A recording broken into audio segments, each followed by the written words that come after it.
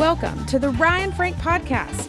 Ryan is a family man, first and foremost, but he's also a pastor, publisher, and serial entrepreneur.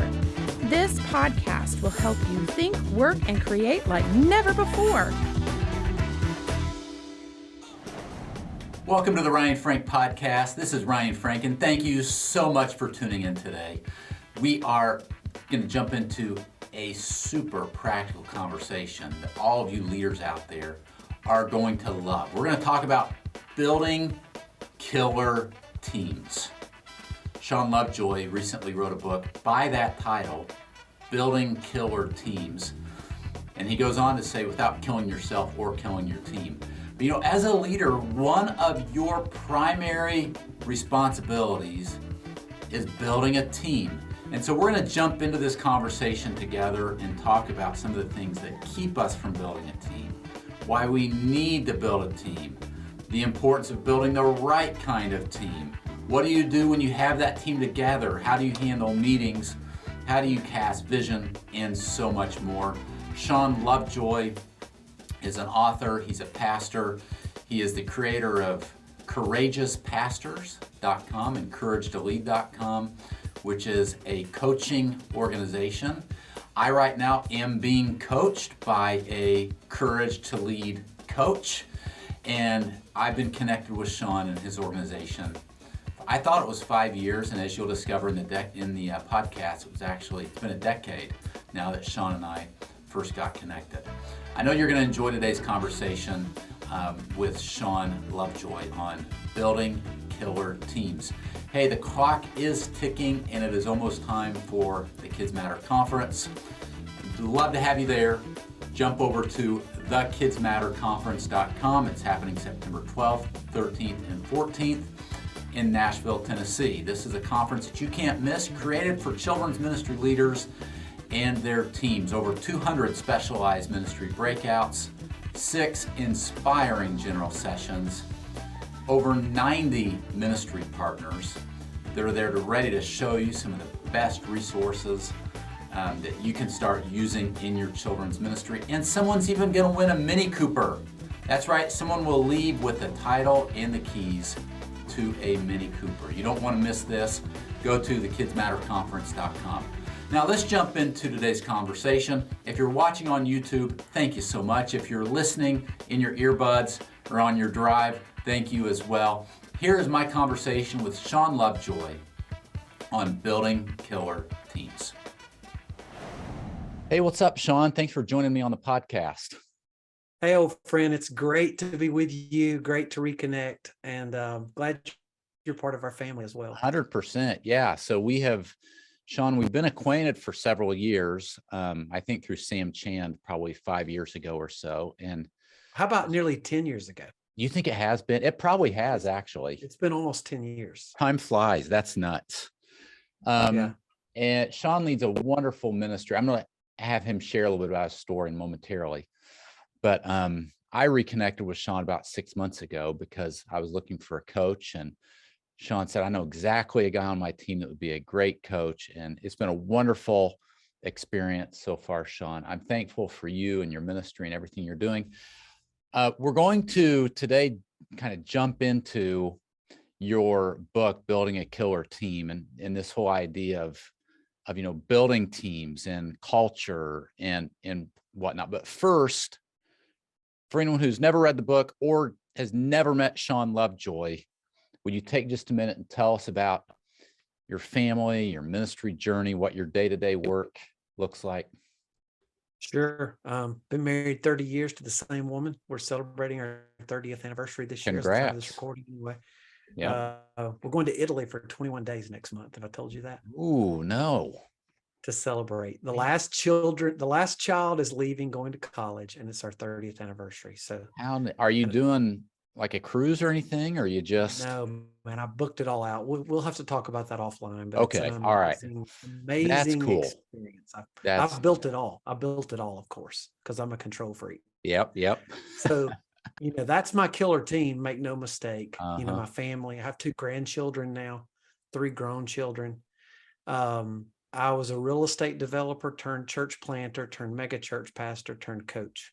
Mm. How's that for a life summary? Yeah, it is. It is. And as you know, handed off my church almost a decade ago now Mm. to go all in on my coaching organization. And you fast forward to today, we have a marketplace division of what we do, Courage to Lead, and a ministry division called Courageous Pastors, Mm. where we help executive leaders escape drama and micromanagement and burnout by building a killer team. Yeah. Yeah. That's our mission. And you're doing a great job. Shawn, we've talked about this, that for years and years, I would preach and teach, you've got to have a coach, got to have a coach, got to have a coach. And I never really had a coach, and God really put his finger on that in my life. And just over these last few months, it's been great having somebody that you can vent to, dream with, help keep you accountable, pick their brain.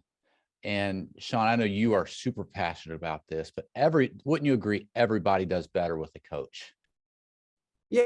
And of course, the book is just a summary of what I've been coaching on and around for 20 years. And it opens conversations to talk to people about coaching. If content solved our problems, we wouldn't have any problems. That's a good point. Amen. You need content, in language and forms, but we need contextualization. And frankly, we need accountability. Yeah. And so we've been able to scale one-on-one coaching, and that's what I'm most proud of, is that I'm only coaching about 3% of all the organizations we're coaching in person. I've got a bunch of other guys that are, that have been able to be graduates and break through and now pay it forward by still leading their organization, whether it be ministry or marketplace, but coaching others along. So that's what we love to do. Yeah. So why the book, Building Killer Teams? I mean, I know and maybe you just answered that question because you are passionate about building teams and coaching and investing in leaders. Yeah. Well, the great value of coaching is that it allows you to skip over another leader's pain. Mm. So it took me 20 plus years to learn this. Yeah. So I thought, how can I help someone else hack the system? And that's so good. Yes. And we've taught on and around for years our coaching framework, we call them the 3 gears of growth: the culture, the team, and the systems. I call those the 3 irreducible minimums. And so Killer Team was like a build out of the team portion of that framework. And so we sought out to say, okay, how can we help someone who wants to build a team but is frustrated by it? How can we help them skip over a lot of the pain of inventing all the processes and the tools and the documents and the language? And thus the Killer Team operating system, we call it, and the Killer Team book was born. Yeah, I love it. And just a quick test. I don't know that you know this, Shawn, but one thing that I worked through with Terry, my Courage to Lead coach, is that I've been leading organizations for 20 years. As we're recording this today, Shawn, today's my 48th birthday. I'm over the hill. Happy You birthday. wait, Shawn, till you're 48. But in all of these years of leading organizations, we have never done reviews where we sit down intentionally on a schedule and have a system in place where we talk to people about how are you doing against these measurements. And this week, we are implementing your Killer Team's whole review process with the 4 core behavioral values. And it's been wonderful. And all that to tag on to what you're saying, that you're right. You don't have to reinvent the wheel, figure everything out on your own, make all the mistakes yourself, although we all will. Learn from other people along the way and get coached. Shawn, do you think most leaders love to lead? How do you think they do building teams? Do you think it's something that you find as a priority, or it's something that is neglected? Talk to us about that. Well, I get to be in these amazing circles now with ministry leaders, but also marketplace leaders. And incidentally, they have the same challenge. Yeah, I could see that. In shifting, there's a shift that's got to happen, to scale from entrepreneur to leader. Okay. Good point. So regardless of political persuasion, let's just use a prominent figure today. You probably won't like me going there, but I'm going there. Okay. Donald Trump is an amazing entrepreneur. But just because you're great at doing deals doesn't mean you can build consensus. That's a good point. And take the lion's share of people. There's a gap there, and we're not exempt from that. All of us, when we start out, Andy Stanley taught me this, who was one of my coaches. He said, I was starting the church. I was 28. He said, Shawn, when you start a new work or you start a new role, you have to do everything. But the longer you do everything, you become the lid. So it was a coaching conversation that helped me realize, oh my God, I can't do all the teaching. For example, okay, when I started, I had taught 104 Sundays in a row as a 30-year-old pastor. When I met Andy Stanley. Really? Because I thought, I was supposed to do it all. And by the way, nobody could do it as good as I could do it, right? Yes. And it was hard to coach somebody to do what I did. So I was just doing it myself. That's why most churches are stuck at 100 people. That's why most children's ministry, teams get stuck, is it's all one person can do. We've got to build a team around us. John Maxwell is partially right. Everything rises and falls on leadership, yes, but I would say the leadership of a team. And a leader's ability to build a team is going to make all the difference in the world. If you can't build a team, you can't plant a church. And if you hold on and you're a control freak, you're going to become the bottleneck on the team. Yeah, you are. So every single one of us has got to learn how to let go of our control issues. Yeah. Groeschel says you can have control or you can have growth. You can't have both. That's a good quote. You got to let loose of that perfectionist. I'm a recovering perfectionist. Yeah. And develop people. That's what you got to do. Yeah. Man, that's a good. It's called discipleship, by the way. It really is at the end of the day, isn't it? It is. Yeah, boy, we could go a lot. This is good. I'm still thinking about that Groeschel quote. You can either have control or growth, but you can't have both.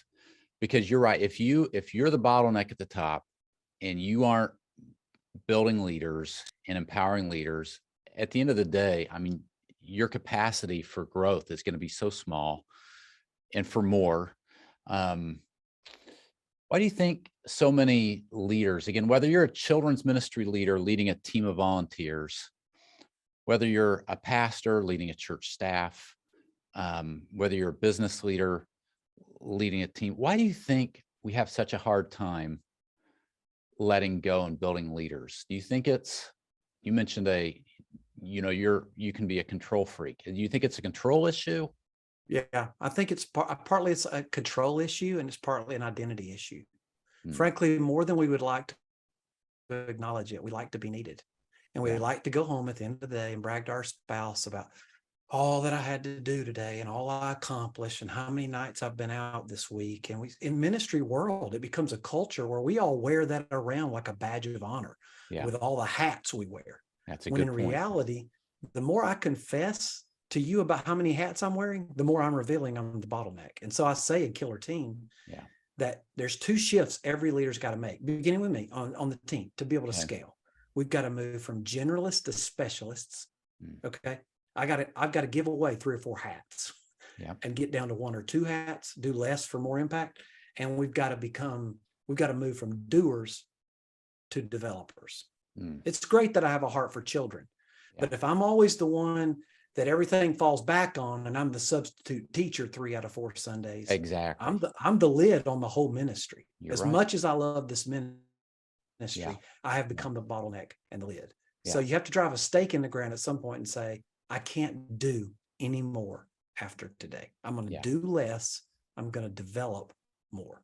Shawn, what would you say? Let's talk to the children's leaders and the youth leaders out there that are responsible, especially those of you in children's ministry. You're overseeing more volunteers really than anybody else in the church. What word of encouragement would you give to a children's ministry leader out there, a kids pastor, that's just like, man, I need more help.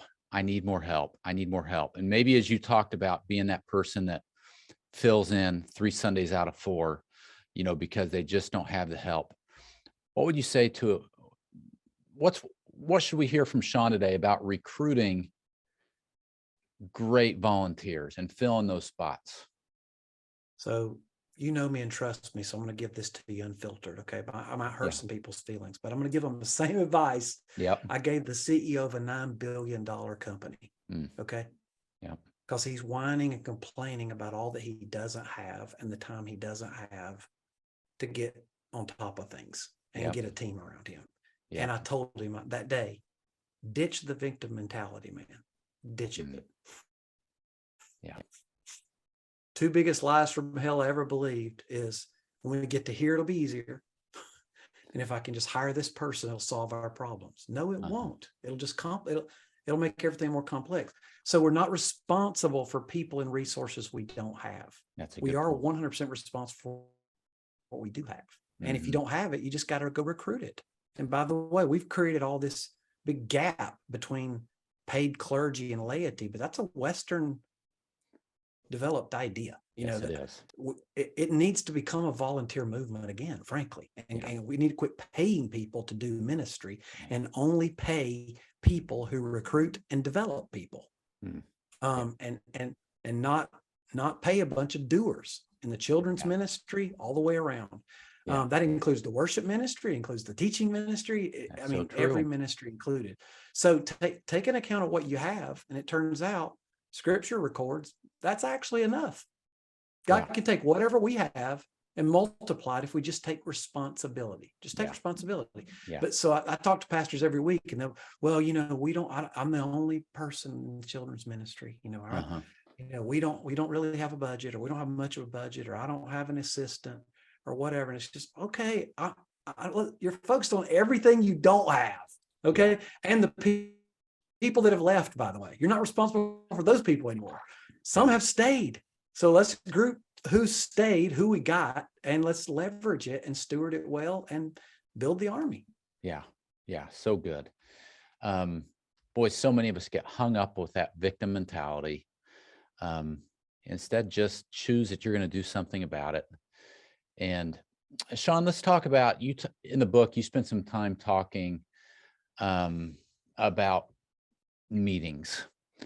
If you're on church staff, if you're a marketplace leader, so much of life for you seems to be meetings. Tell us your thoughts about meetings. Like them or dislike them, and what do you do to make them better? Yeah, well, several things. One, I've never led a bad meeting. You know what I mean? Can't you relate? I've been to some bad meetings. Actually, I've led a lot of bad meetings. Yep. You'll love this. One of the things Andy asked me two questions back in 2000. He said, Shawn, have you ever taught every week like this before? I said, no. And he said, have you actually ever hired someone? And here I am, starting a church, senior leader. Yeah. And I realized I've never hired anybody, much less led a meeting. I didn't know what I was doing. So guess what we did? We had staff meetings 1 to 5 p.m. on Mondays. Really? That sounds lovely. 4-hour staff meetings. Yeah. Bless my soul. I can't even believe I say that out loud these days. Confess your sins to one another. I didn't know what to do. Yeah. And the reason why most people hate meetings is they're what I call one-dimensional meetings. Yes. They're all tactical. They're all putting out fires. They're all event-oriented. And we talk about the 5 dimensions of meetings and building those into the framework of your team. And you build meetings that do 2 things. 1, they anticipate and look forward to. Yes. And 2, they rely on because what we talk about in the meeting actually gets done. And your A players especially appreciate those meetings. They do. So I think every great decision's made in the meeting.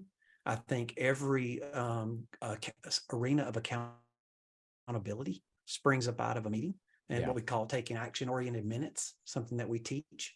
Yeah. So that what we talk about is executed on and we hold each other accountable. Yeah. And all of a sudden, if we're doing community and we're cheering one another on and we're coaching them in the meetings, as well as communicating and collaborating together and making stakeholders of people and listening to each other, man, our team loves meetings. I mean, I can say that with integrity. The teams that I've led the last 20 years, They love and look forward to meetings, miss them when they're not happening. That's neat. Because great stuff comes out of them. And we've helped, thousands of leaders since that time sort of embrace the value of meetings and what can come out of them. So they really don't have to be dreaded. No, they shouldn't. No, and they shouldn't, should Shouldn't they? Yeah. And my team would tell you, if you surveyed them, like, it's the highlight of my week. Really? Yeah. Yeah. It's the highlight of my week. Yeah. When we get together, because we're very intentional, and now if you show up to me, all right, what's going on? What's on fire? What do we got to talk about today? Well, no wonder everybody wants to slit their wrist 3 minutes into the meeting. You know what I'm saying? Yeah. But if you show up out of the overflow and you've got margin and you've got a plan for the meeting strategically, and you're developing them and coaching them and cheering them on, fills up their bucket, just like the reviews you just did. Was it awkward? Was it weird? Was it nasty? No, it was. No, people eat it up. They enjoy it. They do. Yeah. Shawn, what would you say would you speak to for a minute to the church staff people out there that maybe they're not in charge of the meeting? How can they best, and whether youth pastor, children's pastor, whatever your role is within the organization, and it's time for you to show up at the meeting, whether it's a staff meeting or a department meeting, how do you best show up to a meeting like that? And how do you best engage? All right. So first of all, let's just talk to children's pastors about leading up. Can we just start there? That'd be great. That'd be great. Because that's one of the things you have to become skillful at it, right? Leadership is influence. It's not about hierarchy. So you do have influence on your team. So that's what you have to take responsibility for. So I tell leaders, I tell senior pastors all the time, and executive pastors, they're most of the 2 chairs that we coach. Don't listen to most people in your church and on your team. That's what I tell them. Don't listen to most of your staff. Don't listen to most of your church. Only listen to people who meet 3 criteria, and they've got to meet all 3. In your assessment, do they love God with all their heart? Do they love your vision that you're pursuing with all your heart? And do you think they love you with all their heart? If so, listen to those people. So the first thing as a second chair, third chair, fourth chair leader, I got to make sure is do I check all the boxes? Do my superiors know? Does my team know that I love God with all my heart? I love the vision we're pursuing with all my heart, and I love them with all my heart. Then if I've checked all the boxes, they should listen to me.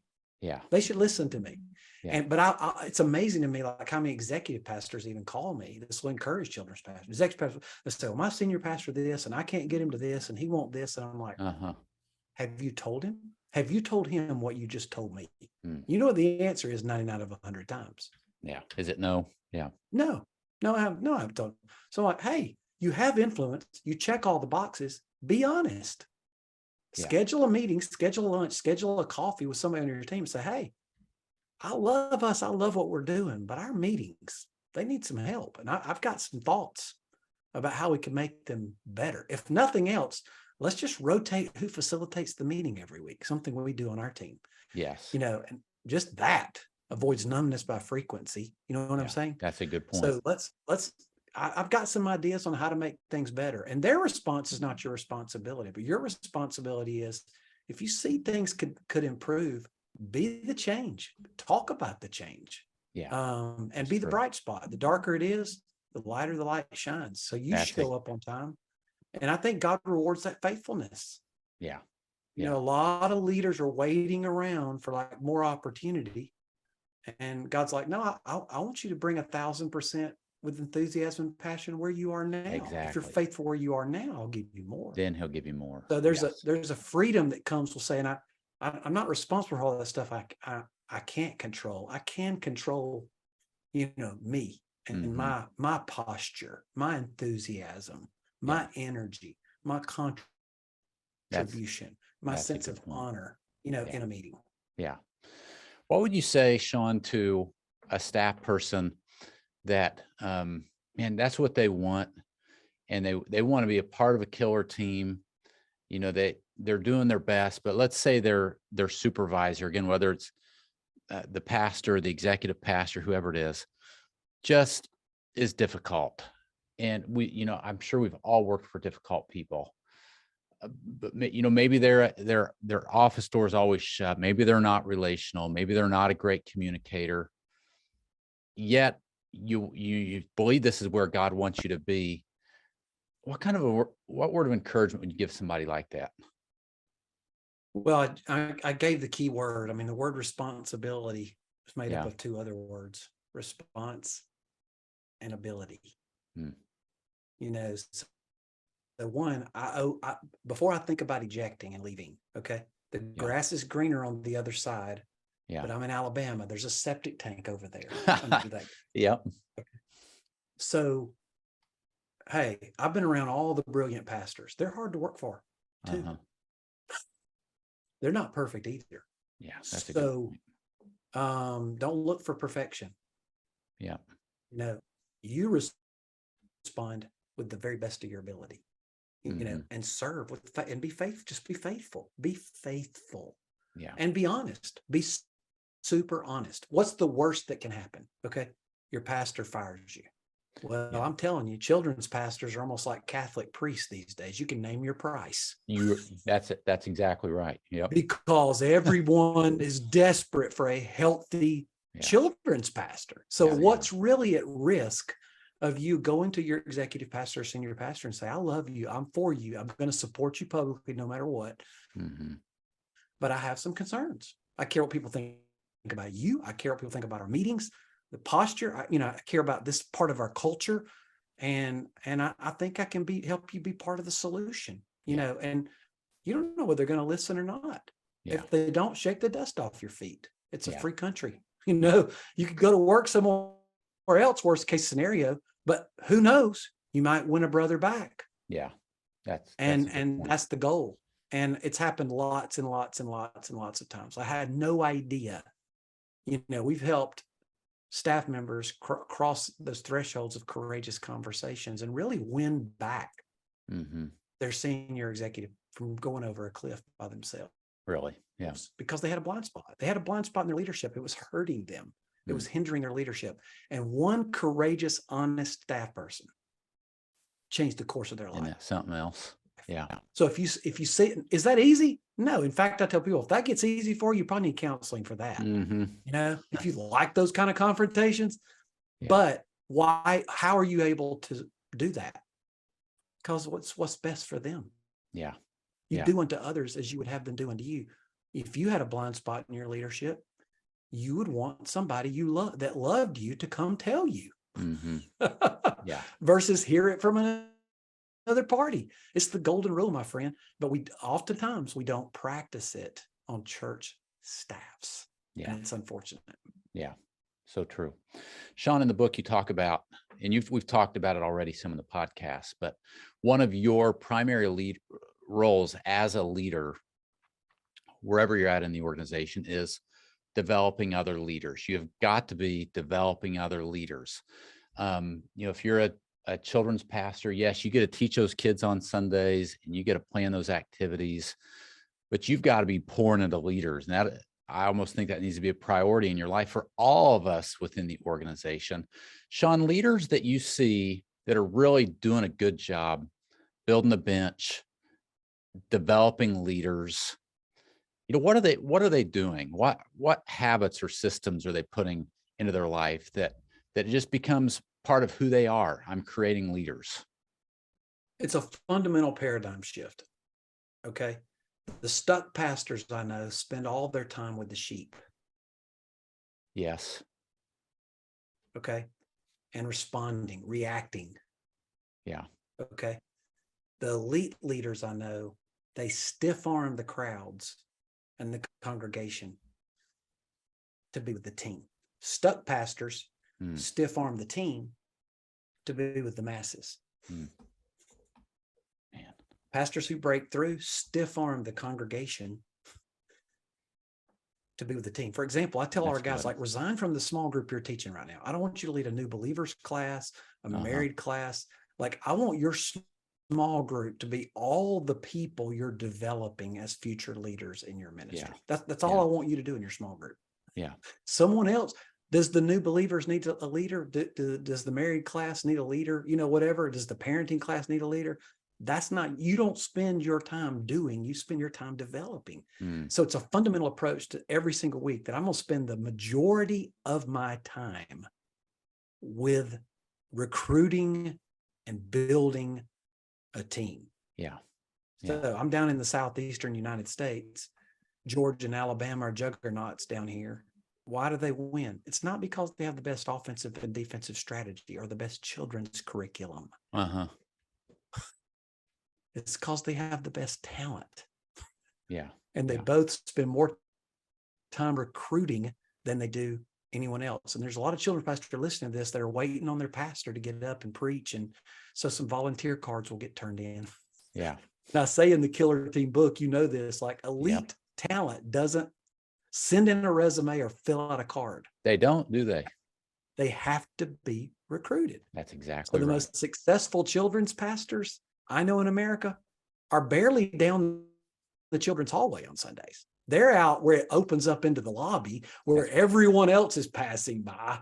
Their feet are planted in concrete and they're looking for the next victim. Leader, to put it into their ministry. The best ones I know, they're recruiters and cheerleaders more so than they are children curriculum experts. So true. Yeah, so true. And I think this is a challenge because a lot of people get into the ministry. Of course, you feel called by the Lord to this, but you just pastors love people, and you want to be with the people and teach them and care for them and spend time with them and have your door open to them. But Shawn, wouldn't you agree? You've got to come to the point where you realize, I know you agree, because what you just taught. So I'm not asking you if you agree, but you've got to get to the point where you almost have a mind shift change. And I'm going to care for those people and love those people and shepherd them, but I'm going to do that through other people. And even if you're not a senior leader, a lot of you are children's ministry, youth ministry people that are watching or listening today. Think about your own team, and your teachers, your leaders, the people, your volunteers, the people that God's put in your care, and think about the kids and where are you spending your time. You need to make sure that you are spending time growing up leaders, delegating, replacing yourself. It's really the only way to have capacity for more, isn't it, Shawn? And then, of course, the next step is I've got to look over my team. For example, the children's ministry, I've probably naturally attracted people who came to the children's ministry because they love children. Yes. Okay. The question is, do they have a leadership gift? Can they recruit? Can they develop? Can they get up out of the weeds? Once we get up out of it, then we've got to, we're the most disciplined, intentional people on our team. It's way downhill after that. So we've got a lot to do to help these people realize, oh gosh, I'm a doer too. I've got to make a shift. I can't be a leader and a doer. If I'm going to be a leader, I've got to be a developer. Yeah. When I was a pastor, Ryan, all this comes up out of my ministry. We had a leadership covenant that every leader in the ministry had to sign every year. And one of those ministry covenants is that they would build teams and raise up leaders. Yeah. If you couldn't build teams and raise up leaders, you couldn't be a leader. Man, that's good. Shawn, let's shift gears for a few minutes as we begin to wrap up the podcast. I know one thing that you're passionate about, you've written a book on this topic, is vision. And stewarding the vision that God has given you as a leader is so important in building a team, in keeping your team around and growing your organization. What would you say, Shawn? I would love for you to speak to vision for just a few minutes. I know there are a lot of ministry leaders that bang their head against the wall and get frustrated because God has given them this vision and they've got this, they see it, but then it's like nobody else sees it, and my volunteers don't get it. My team doesn't get it. Talk to us about the importance of vision, and then how do you transfer that vision to others so that they get it and they've got it and they're passionate about it just like you are, and you're all running forward together? Well, it's been said there's two great events in our life: the day we're born and the day we discover why. And most children's pastors, like, you've gotten to that place, like, you kind of know your why. Yeah. But Bill Hybels was the first one to say it, incidentally. I heard him say it 20 or plus years ago. Vision leaks. It's like that latex balloon you brought home from the children's ministry when you were 7 and loved it. But the next morning, it's already gone, So it leaks, and it leaks about every 6 weeks. So every single day, every email, every text, every phone call, every huddle, what you've got to be more consistent in than anything else is not the what, the why. Yeah. Reminding them why we're doing what we're doing. Because I say in my book, Be Mean About the Vision, if we or they forget why we're doing what we're doing, we'll eventually lose our passion. Larry Osborne, who wrote Sticky Church, I called him on this. He was wrong. He said, if you assimilate people, you'll close the back door of your church. But it's not true. If you don't develop them and constantly remind them why they're doing what they're doing, especially in the children's ministry and in the parking ministry, let's just say, where you're going to get the bird, consistently out there, and take your life into your own hands every Sunday, so we better be reminding our leaders why. So when I huddle on Sunday with my team, when I send out an email from my team, I'm not just assigning classrooms. That's the what. Yeah. The most important thing I can do is remind them why we're doing what we're doing. I got to tell stories. I got to tell story after story after story. Yep. I've got to connect the big picture vision and the baptisms to what we do, week in and week out with children. Because it's not easy, especially today, leading and raising children in parentless homes. Yeah. And where they don't understand authority, and they have trust issues, and they're broken, and it's difficult. It's more difficult than it's ever been. Yeah, to be a children's pastor. It's more complicated. It is. Amen. I mean, all the things that were dealt with. I'm 52. We used to deal with this in high school. Then it was middle school. Now it's preschool. About is. Same really issues. Same issues. It's crazy. Yeah. So that's why we're going to have to be cheerleaders like never before. And people don't want to be managed, but they do want to be led. They do want to be inspired. Yeah. And that's our primary responsibility as a leader. Yeah. And visionary leaders are inspiring, aren't they, Shawn? Yeah, you got to be. You just got to be. You really do. Yeah. It's the difference maker. And frankly, it covers over a multitude of sins. That's a good point. You can make a lot of blocking and tackling mistakes. Yeah. But if you're a passionate, enthusiastic leader, people will follow you. Yeah. People will follow you. That's a good point. Shawn, such a good conversation. Thank you so much. If you don't have Shawn's book, Building Killer Teams, I encourage you to get it. It's an easy read. There are a lot of great nuggets of truth packed inside of its pages. I would encourage you to purchase one, just not for yourself, but get them for your team and work through that book together. Shawn, I'm sure you have teams that work through the book together. It's a great thing to do together, isn't it? Yes, we encourage it. Sign a chapter or two a week, have them bring their top 3 takeaways, discuss it. Man, you'll end up talking about issues that would never come up in the normal frequency of leadership meetings. Yeah. And Shawn, but before we get into the final 2 questions, tell us how a lot of ministry leaders watching or listening to the podcast, talk to us about courageous pastors and how they can learn more, and then how you could potentially serve them in their churches. Sure. Well, we've been able to scale one-on-one coaching for pastors, and I love it. And there's a lot of group stuff out there, a lot of great content, a lot of great conferences, podcasts. We're a coaching organization, a one-on-one coaching organization, and we'd love to be your coach. Yeah. And we'll put you with someone who's further ahead than you. They can help you, but not so far ahead they can't relate to you. Yeah. And we've got pastors at churches of different size and different size teams on our team so we can coach the little guy in the small church. Yeah. We enrolled a coach this morning of a church this morning of 100 people. Did you? In South Florida. How And neat. I won't be coaching them, but I've got a coach that will be How coaching, neat. that will coach them, Yeah. and I praise God for that. And so we'd love to talk to you. It's courageouspastors.com/strategy. Okay. And we'd love to just jump on a call with you. Yeah. Talk about what the strategy would be, what it would look like to be to help, help you break through. I tell leaders all the time, Ryan, the bad news is you're the lid on the ministry. Mm. The good news is you're the lid. It's not everybody else's fault. If I get better, everyone and everything else gets better. That's the way it works in my marriage, with my children. That's a good point. With my team. That's so with my true. church, everything. Yeah. Yeah. Shawn, I remember when we talked on the phone 6 months ago, and I was talking to you about a coach. I think this might be a direct quote. You said, Ryan, I'm really not that smart. I just have had good coaches in my life. Remember saying that? 100%. I say it all the time. Yeah. I believe it.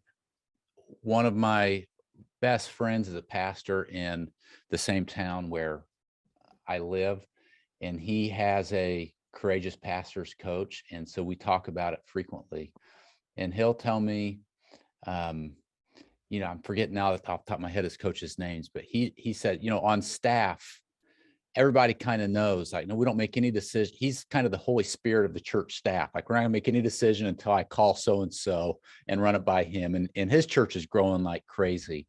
But even, coaches aren't just for people that are struggling. Coaches aren't just for people that my church or my ministry is in decline. Here I mentioned my friend that his church is growing significantly the last several years, and he still needs a coach. You need a coach even when you're growing and things are upward. More so, I would say more so, because it's becoming rapidly more complex, and it can outgrow you quickly. Yeah. If you're not growing. So that's a good point. We see it happen all the time. A lot of fast growing churches reach out to us, and it's just presented a whole lot of problems and complexities that they weren't, prepared to handle. So growth won't cover over the multitude of sins. It'll expose them. That's a good point. Yeah. Get a coach. Go check out courageuspastors.com, the courage2lead.com as well, right, Shawn? Courage to Lead for marketplace leaders. Correct. Shawn, I always like to end the podcast by asking 2 questions. First, I'd love to hear from you. What's your favorite Bible story, and what makes it your favorite Bible story? I'm so glad you asked this question, okay? Because my favorite Bible story is a more recent one. Okay. Isaiah chapter 38, Hezekiah, who was another man after God's own heart, who really sought to serve God. God sends a prophet to see him and says, you're sick and you're not going to recover from this. You're going to die. Yeah. And Hezekiah, man after God's own heart, he says, Lord, I'm not ready. I feel like you're not done with me. I got more to do. Would you please, restore my life? Yeah. And the prophet has left the house, left the building, is leaving town, and God sends the message back through the prophet, says, turn around and go back to his house. I've heard Hezekiah's prayer, and I'm going to give him 15 more years. Isn't that crazy? And when my wife and I have been reading through the Bible chronologically, when I got to that passage about a month ago, it just has ruined me ever since, because I thought, what are the areas of my life in which God is just waiting to do a supernatural miracle, and I haven't even asked? And you haven't asked. And in today's world, where there are so many resources and so many podcasts and so many conferences and so much curriculum, man, it's easy to look to those man-made devices as our ministry silver bullet, for breakthrough, rather than just pouring our heart out to God and saying, God, I know you can help me break through, faster than I can break through by myself. The great thing about not being the smartest person in the room like me is you kind of know you don't have a chance unless God comes through for you. So true. That's the way I've always felt. But honestly, I'm still tempted to rely on my own skill, my own wisdom, even counsel from a friend or someone who's does what I do for a living or whatever, versus like seeking God specifically. So I would just say to you guys, primarily children's pastors out there, like, Yeah. what are you praying for specifically Mm. Yeah. that can only be accomplished if God does it? Amen. If Amen. God does it. So that's kind of the posture of my heart lately. That's so good. And what a great story. I mean, he knew, probably the only person in the Bible that actually knew how long he was going to live, when he was going to die. I mean, God said 15 more years. We don't know if it was a test or if God really changed his mind. Either way, that's it's true. profound in its implications. It is profound. Either way, it's profound in its maybe God had already decided what he's going to do. I don't know. That's true. But it was determined on Hezekiah's faith to pause and not take what seemed like finality. He refused to take it, as the final word, and sought God another time. Yeah. That's powerful. It is. All right, Shawn, final question as we wrap up. What's something big that you're working on right now? Let's see. We've scaled our coaching like 10x, and we're putting people in. We've taken the Killer Team operating system now. Yeah. And we're helping collective teams embed it into their ministry operating teams. So where we've not offered group coaching before, we are offering kind of a 10-week intensive. That's neat. That we allow, people to get into. Yeah. You can check it out at killerteam.us. We explain a little bit more about it. And it's a great opportunity to kind of get in, get your feet wet, get exposed to the tools and the language of all things Killer Team without like a long-term one-on-one coaching commitment. We've never really offered anything like that, exactly like that before. And so it's going amazingly well. That's a great idea. Yeah. Killerteams.us. Killerteam singular.us. Singular. Yeah. Killerteam.us. Friends, it is Shawn Lovejoy. Shawn, thank you for your friendship. Thank you for everything that you're doing to help pastors and ministry leaders and marketplace leaders. God has gifted you and equipped you and just surrounded you with such great people. Thank you so much. And thank you for your time today. I know you're busy. Thanks for taking time to speak with us. Hey, love you, believe in you, and I'm glad I said yes. Thank you so much. All right, friends, thanks so much for tuning in. We'll talk to you soon. This episode of the Ryan Frank Podcast has ended, but be sure to subscribe for more conversations to help you stay on the leading edge. And if you like what you've heard, please rate this podcast with 5 stars. Thanks so much, and we will talk to you next time.